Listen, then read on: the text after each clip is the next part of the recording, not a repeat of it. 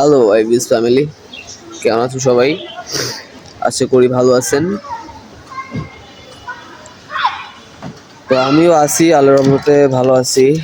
আহ, আজকে একটু শর্টকাট কিছু ইনফরমেশন দিব। ভিডিওটা বেশি লেন্দি করব না, খুবই শর্টকাট।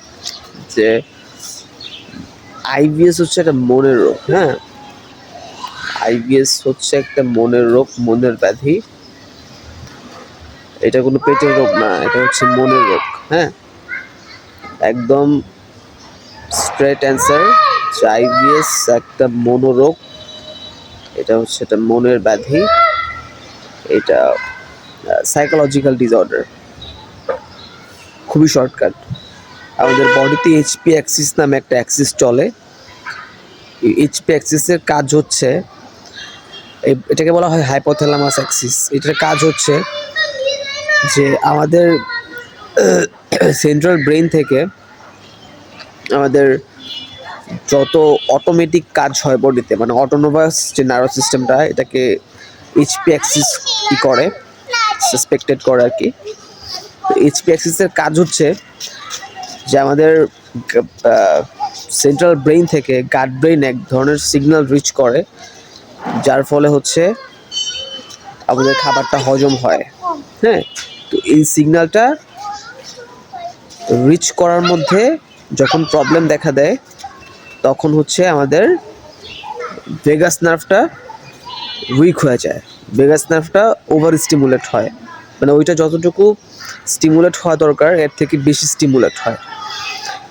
আর তখনই হচ্ছে আমাদের বডির যে পেরিফেরাল নার্ভাস সিস্টেম, এটা ডিঅ্যাক্টিভেট হয়ে যায় এবং বডি অলওয়েজ সিম্প্যাথেটিক মোডে চলে। বডির রেস্ট মোডে যায় না, বডি সিম্প্যাথেটিক ওয়েতে চলাচল করে এবং কনস্ট্যান্ট কর্টিজল রিলিজ করার ফলে আমাদের body always fight and fight response করে। ব্যাস এইটুকুই। এই যে হচ্ছে আইবিএস এর ডেফিনেশন।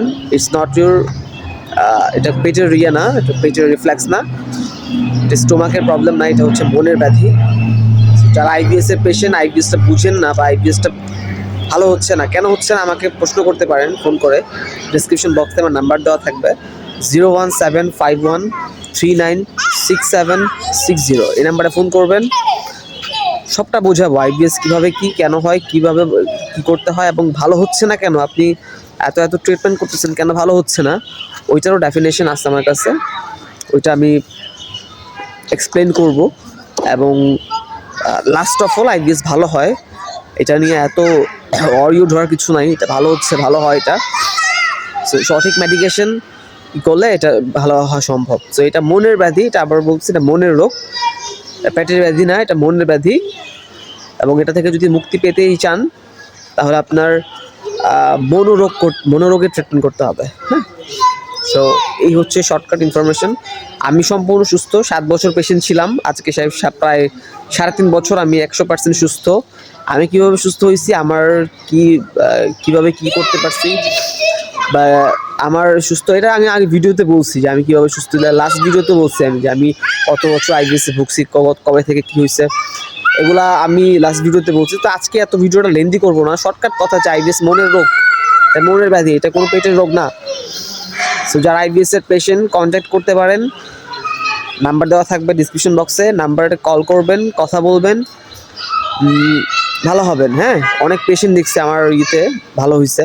তো এটা ভালো হয়, এটা যারা দূরপ্রবাসী আছেন বা দেশে আছেন, যেখান থেকে আছেন, আমাকে ফোন করবেন, ফোন করে আমার থেকে পরামর্শ নেবেন। আমি এখান থেকে আপনাদেরকে ইনশাল্লাহ বের করবো। আমার একটা গোল হচ্ছে কি, আমি নিজে যে আইবিএস থেকে বের হয়েছি পরে, আমি আসলে ভিডিও বানাতাম না। আসলে উদ্দেশ্য হচ্ছে যে আমি কিন্তু আইবিএস থেকে বের হওয়ার 1 বছর পর থেকে ভিডিও বানানো শুরু করছি।